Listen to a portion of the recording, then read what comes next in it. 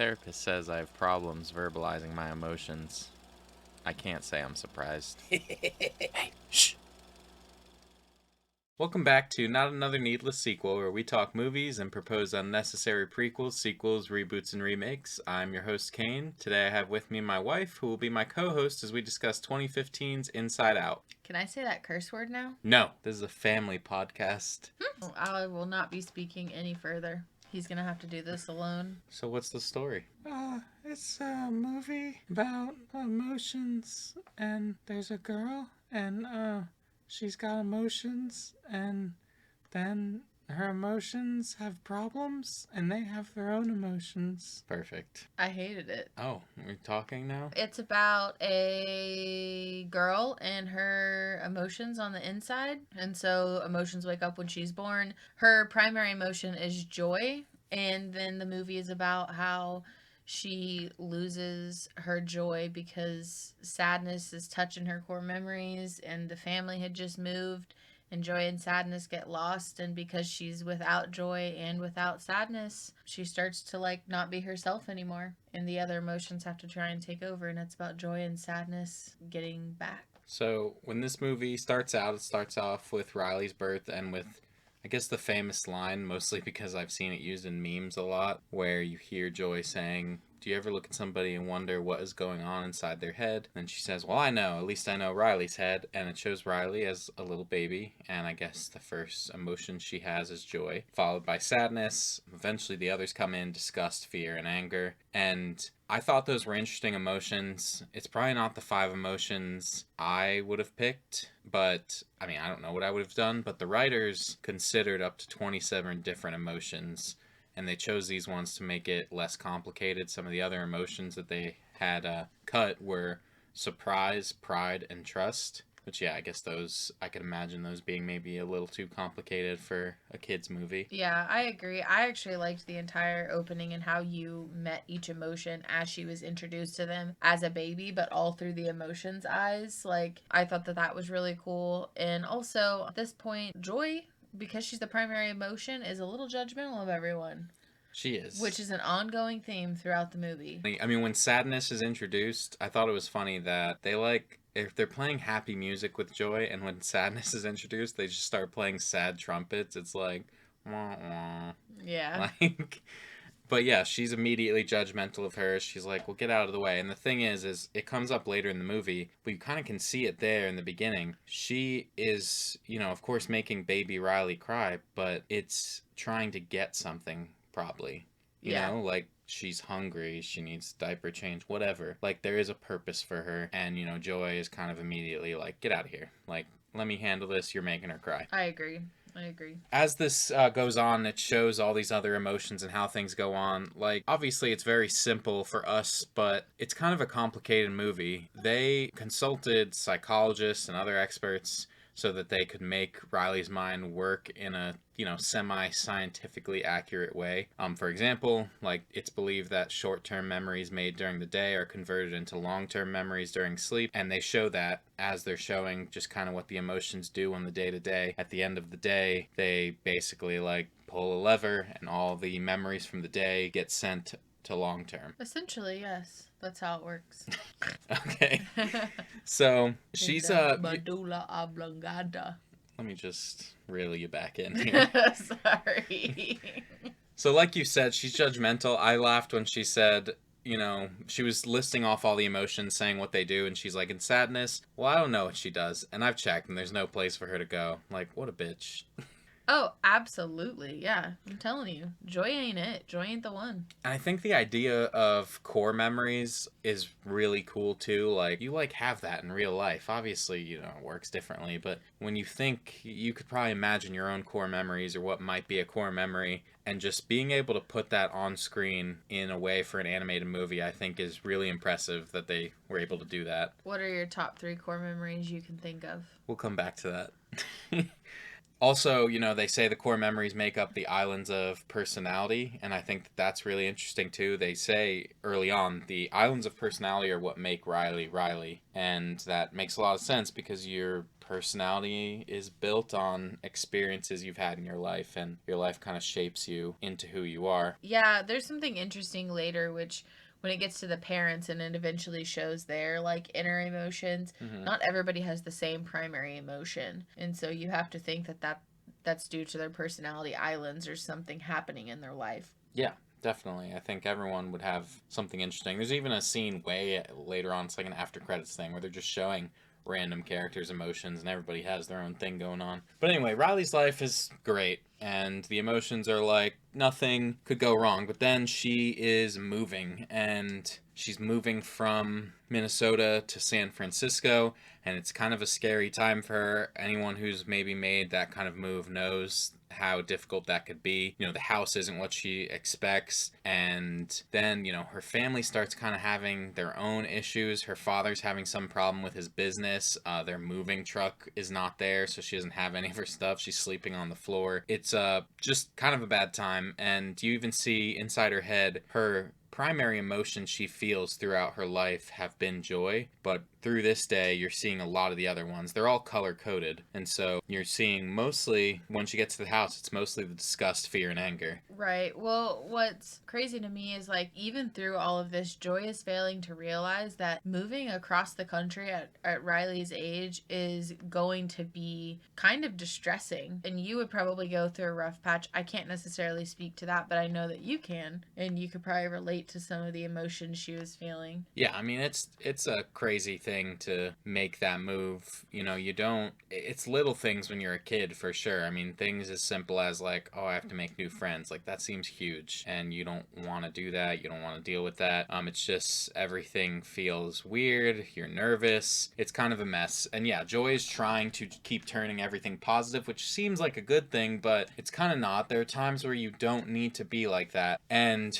during all of this, she's kind of like, well, I'm going to make sure the next day is perfect. We're going to get back to having good days. And it's the first day of school. She wakes up and Joy is like, I have a plan for what everybody's going to do. Fear, you're going to make a list of everything that could go wrong. Anger, you're going to unload the train. Sadness, she's like, I'm going to draw this circle and you're just going to keep all the sadness in there, which pretty fucked up again. Yeah. I mean, it's kind of funny. Her foot's like barely sticking out and she like pushes her back in. I know. Yeah. Golly. I mean, I have my qualms with both sadness and joy throughout this movie. I know. So on her first day of school, like anyone has seen probably in school, she gets introduced to the class. It's a big deal because you have to stand up in front of the class, and she's 11 years old. It's a moment in your life that seems like it's make or break. So she's telling the class about her life in Minnesota and the memory that is being broadcast in her head for her to kind of recall and talk about gets touched by sadness, and it makes her realize all of this stuff that she's talking about so happily is in the past, and it's not going to be that way anymore because she's talking about skating on the lake and hockey and all this stuff that you're probably not going to get in San Francisco, at least not in the same way. And she starts crying in front of class, and that's terrible. I mean, I can imagine what that would be like in school. You'd be so embarrassed. It creates a new sadness core memory. Yeah, and they've apparently never had one of those because when that core memory comes through, they're all like, it's blue. I mean, Joy is just like, get that shit out of here. Like, she's like, we're going to get rid of it.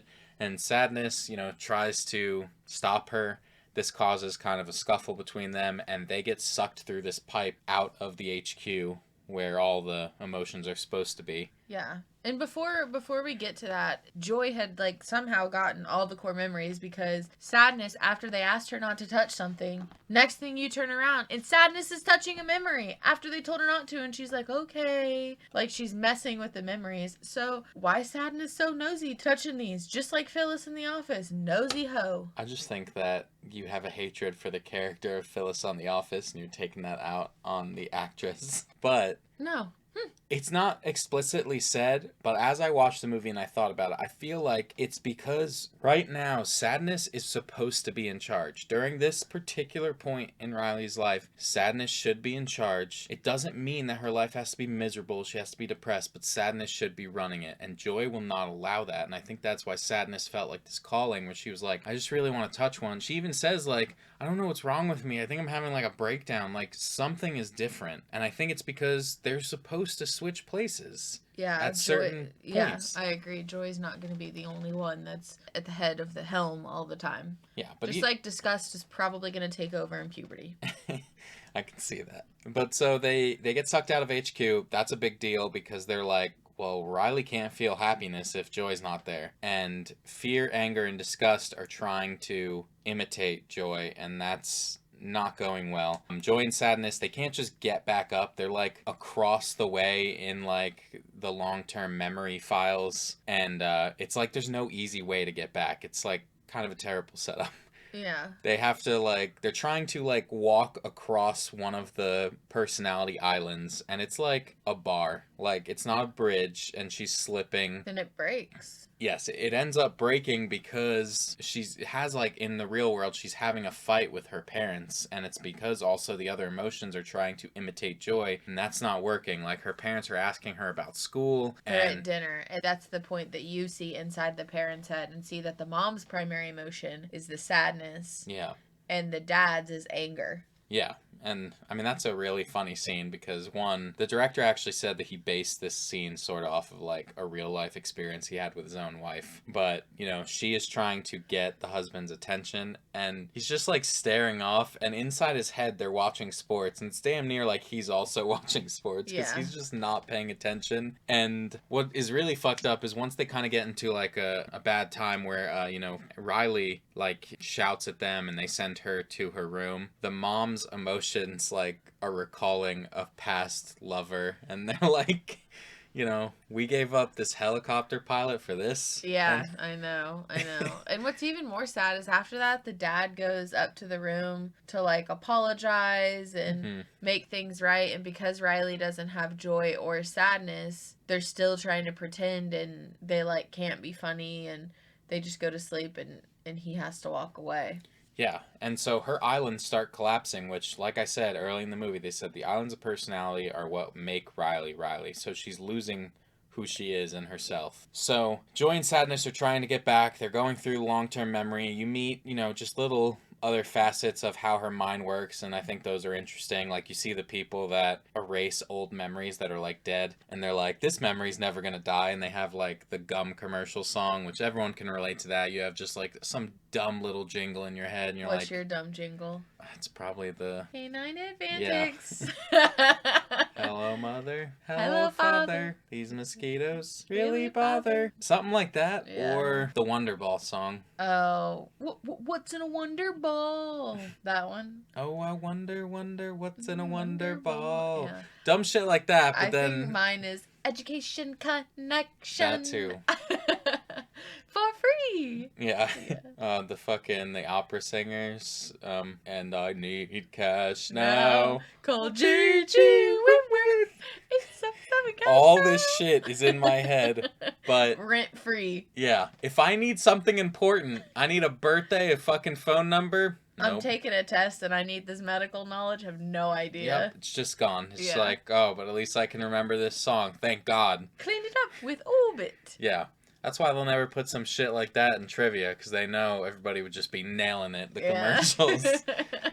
So that's a little funny scene. They end up seeing Bing Bong, who is Riley's imaginary friend. There's a little scene early on when she's a child where you see her drawing Bing Bong on the wall and singing his theme song. Once they get together with Bing Bong, he's like, I can get you there, no problem. I can get you back to headquarters. Yeah, I'll show you a shortcut. And Joy promises Bing Bong to make him a core memory. Yeah, that... in return. And Joy is also ignoring Sadness. She's like, I know the way. Sadness knows the way back. Because she made her read those manuals when she was trying to, like, get it, like, fuck off. Don't mess with anything. and Joy won't listen to her. Yeah, and another thing I thought during all that is I wish they had just sent the core memories through the tube that they were sending. Like when they were doing that gum commercial, they sent that through a tube. How about just be like, hey, take all these core memories, we'll get back, but Well, put what these about up. the one that Joy tried to go up? Yeah, which Because this happens later, but she leaves sadness But yeah, behind. it seems like they maybe could have got the core memories back without them. But I guess maybe she's, the fact that she's kind of leading and trying to control everything, maybe she thought, well, that's not going to help. I need to be there too. Yeah, for sure. So Bing Bong is like, we're going to go catch a train. We just have to go through this thing that says danger. And yeah, they go through abstract thought, and that's a whole little scene. And sadness is like, we have to go around. And, they go through abstract thought, miss the train. Mm-hmm. And then they go to Imagination Land to catch another train. This is one of the best parts of the movie right here. When they go through, they're going through several places. They go through Cloud City. Is that? Yes. Yeah, and there's that guy, and he fucking kills him. Yep. Yep. Bing Bong straight murdered the Cloud and walked away whistling, pretending like nothing happened. And the thing is it comes up a little later. I won't bring it up when it does, but later on, you see the wife of that Cloud Man telling the police, she's like, it was an elephant that killed him, and they run through and kill her too. And the cop is like, forget it, it's Cloud Town. Yeah, this is Cloud Town. Yeah, so they're just like, oh, well, we saw someone get murdered, but we don't care. Insane. But during all this, they finally get to the train, and they're trying to make it back, but it's the train of thought. And so I guess when she goes to sleep, there's no train of thought, and they're like, well, we can't wait for this. I think that was a big mistake. Just wait. Yeah. I know it's going to be a little longer. Granted, they don't know what's happening at headquarters. We know that the other emotions are on the cusp of putting this idea in to tell Riley to run away. Because Correct. she needs to go make new core memories, and in their heads, their logic is that all the core memories they had were made in Minnesota, so we need to get Riley to go back to Minnesota. So because the train of thought stops, they're like, we need to wake Riley up. And I really like the idea that Riley's dreams are like this production company that is putting on a show, and it's even funnier to me. They go there and you see Bill Hader, he plays Fear. You see him back at headquarters watching the dream, and he's like, oh, she is a bad actress, which nearly explains why sometimes your dreams feel a little weird while you're watching somebody in your dream, and you're like, this is a dream, they're acting weird, and it's like they're bad actors. That's why they're acting like this. Yeah, I like that because they even try and scare him, and he's like, it's nothing new, come up with something different. And Joey's like, no, we need to make her happy. And Sadness is like, no, we have to scare her, she knows. So anyways, they go scaring her. Riley's starting to become awake. Old boy's scared, and then they aren't able to wake her up before the cops are actually called, and they're thrown into the subconscious, which is they say is where Riley's deepest, darkest fears are. And there's a clown in there. Yeah, there's a giant clown in there. I hate clowns, man.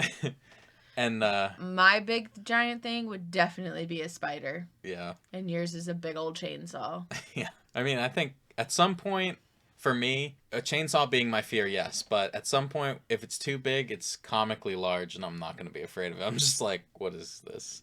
I understand for you, a spider any size is just worse.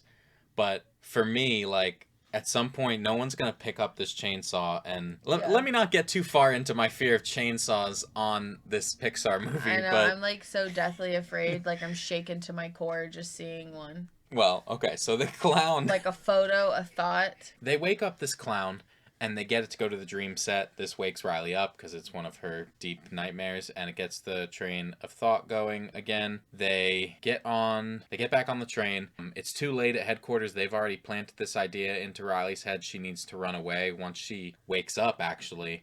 So it's almost like, had she stayed asleep, maybe this wouldn't have happened, but Anger and them come out, and they're like, can't even get a good night's sleep. Forget this. They put the idea in her head. She then steals money from her mother's purse to buy a bus pass or bus ticket. This causes her island of honesty to fall. And that hits the train, knocks the train off course. And so they can't even take the train back. And they're just like, we have no way to get out of here. And that's when there was that tube that was going back to headquarters, and Joy tried to abandon Sadness, and then that tube broke. It's kind of messed up. Like, she's still not getting it. She's trying to keep Sadness from touching these core emotions, and she was just gonna leave her there. And I mean, maybe if she had said, like, you know, I'm gonna figure out a way to get you back, let me just go ahead, it would have seemed better. But yeah, she's like, sorry, my priority is Riley or something. Yeah, and they should really be a team. Yeah. But yeah, that tube breaks because that island where her long-term memory is starts breaking. Just her whole brain is like collapsing. And because of that, she falls down towards the memory dump, which is where just the garbage, the memories that are all going away are, along with Bing Bong. Sadness stays up top, and in the memory dump, her and Bing Bong, you know, they're kind of defeated, but eventually they realize they can maybe use his wagon to get out of there, because the wagon's a rocket. He had plans to go to the moon with Riley. I guess that was part of their thing they did when he was her imaginary friend, and the wagon is powered by his theme song. So, I mean, anybody who's seen the movie, of course, knows the scene. They're trying to get out of the memory dump by flying this wagon out. Every time they try, though, they're not getting high enough, and Bing Bong sacrifices himself by jumping out at the last second. So this is because immediately when Bing Bong landed down there, his hand started to fade. And Joy didn't fade at all. Yeah, well, he was already kind of on his way out. He mentions early that, you know, there's not a lot of work for imaginary friends. Not to mention when they're on the train, he picks up that memory, he looks at it, and he says, oh, this is Riley? She's big. How are we going to get to the moon? Like, he's realizing through the movie that his time has come, and it's kind of really depressing. Made me cry. Sad, so sad. I mean, like, his death is so sad. I cry at that part too. He says, you know, take her to the moon for me, okay? He only ever wanted what was best for her, as where Joy doesn't have that in her best interest. I also think him crying throughout kind of shows people that, like, it's okay to be sad, and that's something that Joy needed to realize. Well, up until this point, I did want to point out too, like, Joy actually, oddly enough, goes through all the emotions. Like, she's always Joy, but she has fear, anger, disgust, and sadness through her journey. Not sure that means anything for her quite in the end, but I thought it was interesting. Once she gets back up there with the wagon, unfortunately without Bing Bong, she sees Sadness. Sadness is kind of like, this is my fault, and running away. She has now realized, because she picked up a memory and was able to see, it was a memory they had mentioned several times throughout the movie, where her team, her hockey team, is like holding her up on their shoulders, cheering for her. It's a happy memory.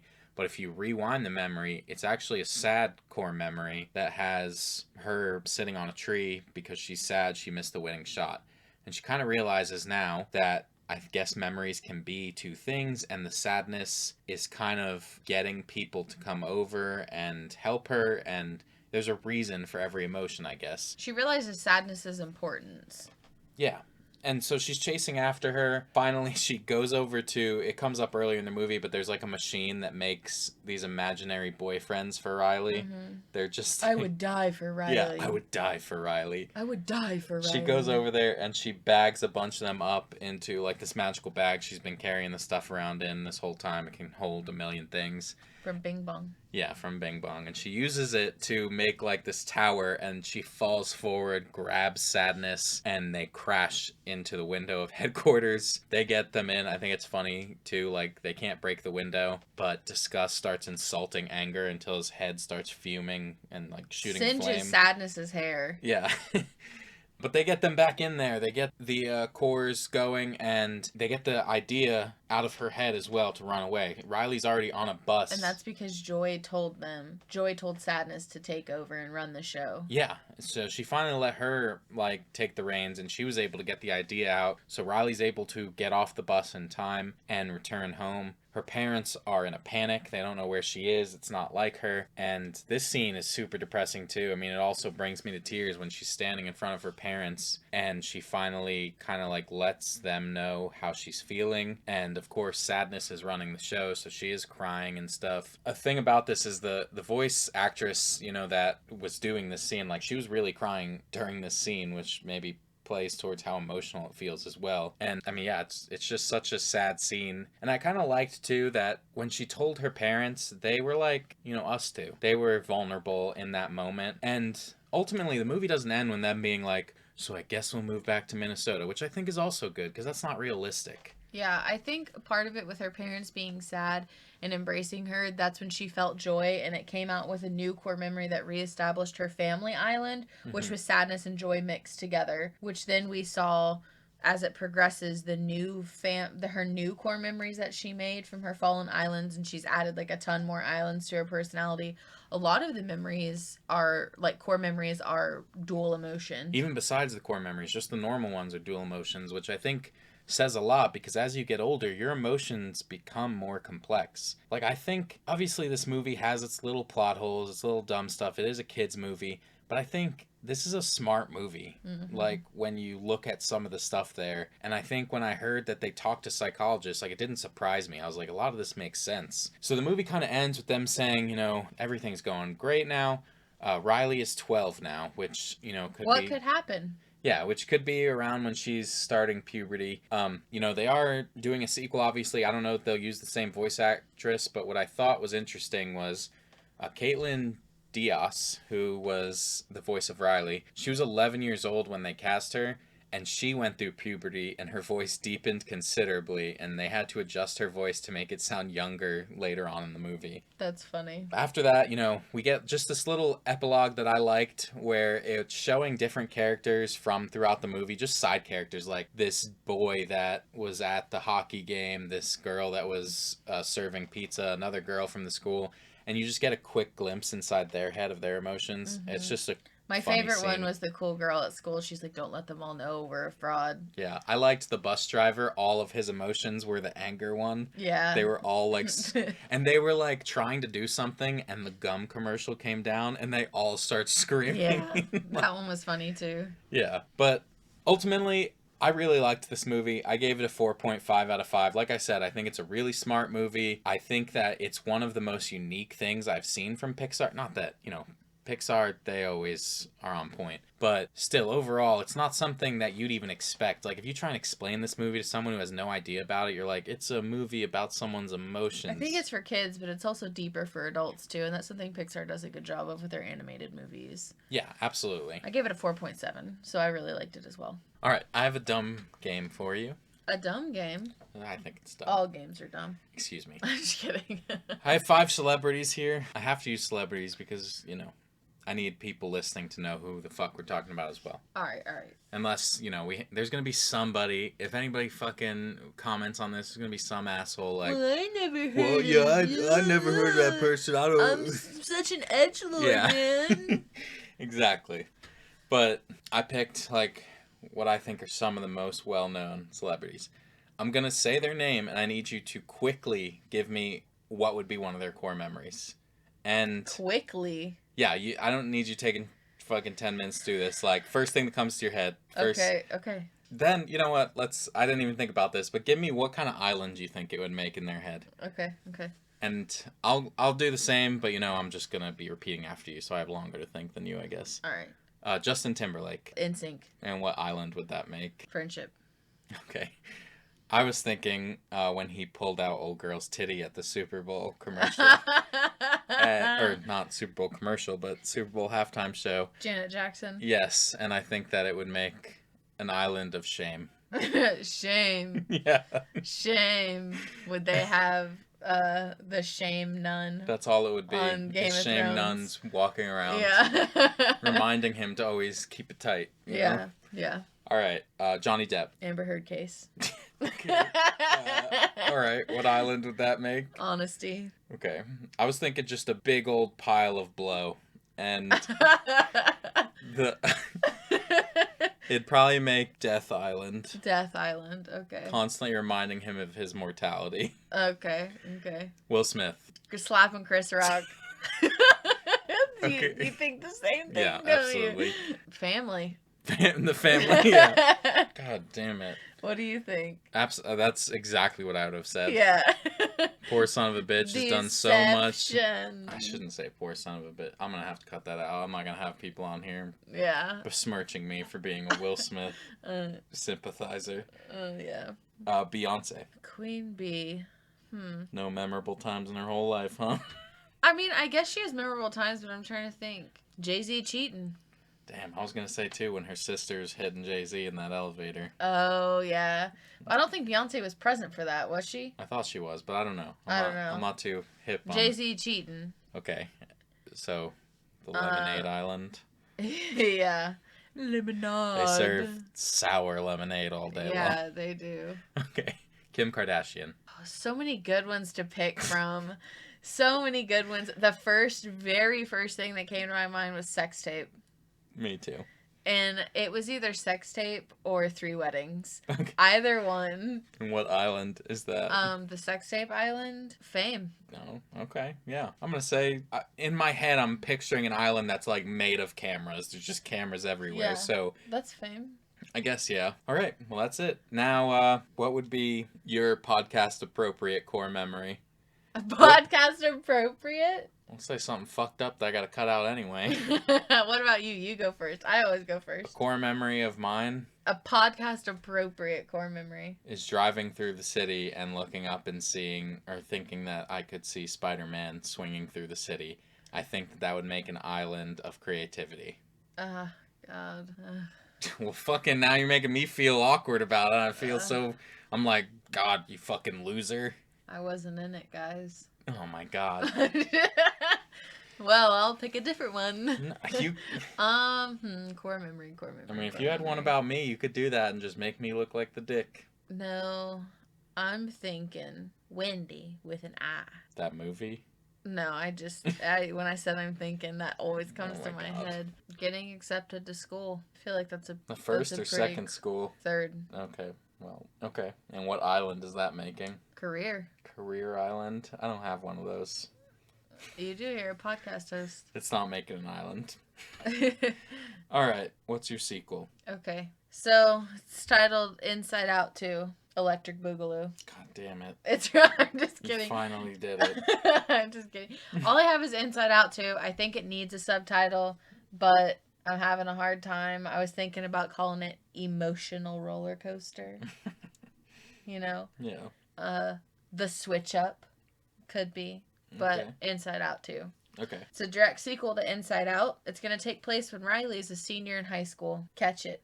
Montage of what's happened with Riley and her emotions since the last movie and how everything's been going great, sad, whatever. Everyone's working like a well-oiled machine. However, she's applying to college currently. She's in the middle of applications and she's trying to decide if she wants to continue to play hockey or not. However, she's only feeling conflicted about this because she doesn't know if she's good enough, right? Her parents are trying to be supportive, but you can tell they want her to play in colleges as it would be easier. They believe it'd be easier for her to make friends and she could receive a scholarship that would pay for her school. So that'd take financial stress off them. As application decisions start to roll in, you see how her emotions from the inside as her reactions to her acceptances and her rejections go. But on the day that she receives the decision on her number one choice, not only does she get rejected, but her best friend gets accepted and offered a hockey scholarship. This makes anger take over and Riley seem resentful. No matter how much Joy tries to stop this, she's unable to, and Friendship Island stops running. It doesn't break, it just shuts down. This is important. Next, when her parents find out, they're trying to be supportive, but Riley's top choice was far away from home, and so she snaps at them because she believes that they never really wanted her to go, and Family Island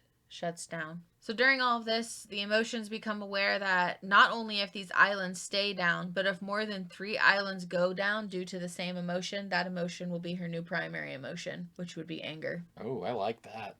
Yeah? I like that little world building, like, way that a primary emotion can change. I like that. Yeah. So the emotions, all of them, but primarily Joy because she's the main emotion right now, start working overtime to try and help this.